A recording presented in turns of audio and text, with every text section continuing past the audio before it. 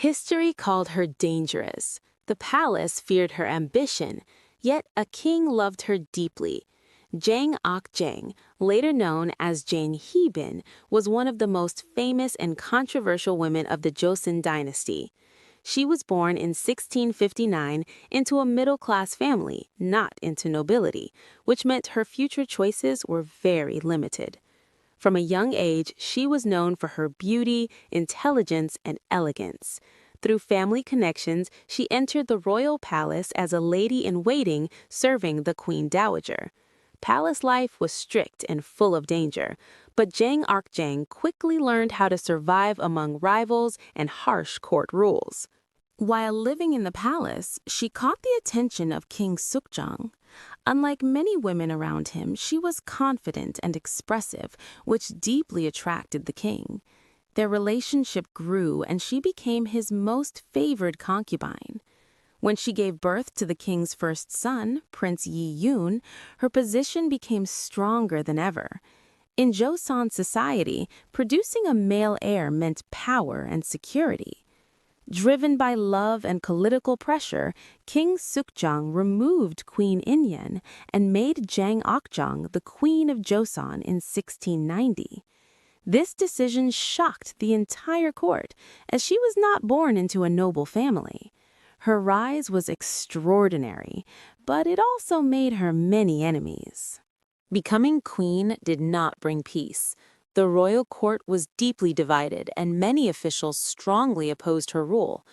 Political power soon shifted again. In 1694, Queen In was restored, and Jang Ok-jung was demoted back to a concubine. In 1701, after Queen In suddenly died, Jang Ok-jung was accused of using shaman rituals to curse the queen. There was no clear proof, but during that time, accusations of witchcraft were often used to remove powerful women. Under intense political pressure and fear, King Sukjong ordered Jang Ok-jung could die by poison. She was 41 years old. After her death, a royal rule was created stating that no concubine could ever become queen again, a law born from her tragic life. So, was Jang Ok-jung truly a bad woman, or was she simply portrayed that way by history? The answer is not simple. Most historical records were written by Confucian scholars who believed women should stay quiet and away from power.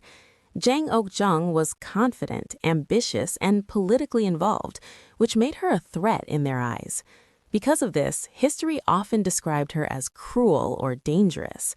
This does not mean she was evil, it means she did not fit the image of a good woman expected in that era.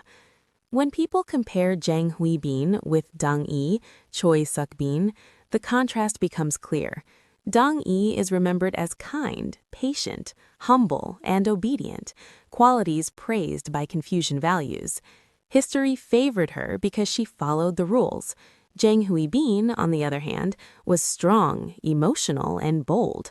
She fought fiercely to protect her son and her position. It is not correct to say one woman was good and the other bad. They were two very different women, trying to survive in the same dangerous palace in very different ways. Because her life was filled with love, power, jealousy, and tragedy, Jang Hui-bin's story has been told again and again through Korean dramas and films. Each version shows her in a different light, as a villain, a victim, or a tragic heroine. The earliest portrayal appeared in the 1968 film Femme Fatale, Jang Hui-bin, which focused on her beauty, ambition, and dramatic downfall. In 1981, the drama Jang Hui-bin presented her life through palace struggles and political tension. The well-known 1988 drama Jang Hui-bin became a classic, highlighting her rise to power and her tragic fall. Another version, Jang Hui-bin 1995, showed her as a royal concubine trapped between love and court politics. In 2002, Royal Story Jang Hui-bin offered a deeper and more emotional portrayal, exploring her inner struggles, ambition, and fate in detail. Later, the popular drama Dang-i 2010 showed Jang Hui-bin as Dang-i's rival, clearly contrasting two women who survived the palace in very different ways. Finally, Jang Ok-jung, Living by Love, 2013, reimagined her story as one driven by love and survival, presenting her as more human and emotionally complex than ever before. In the end, Jang Ok-jung was neither purely bad nor purely good.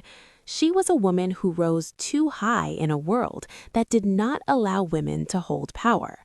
Her story reminds us that history often judges women more harshly than men, especially those who dare to change their fate.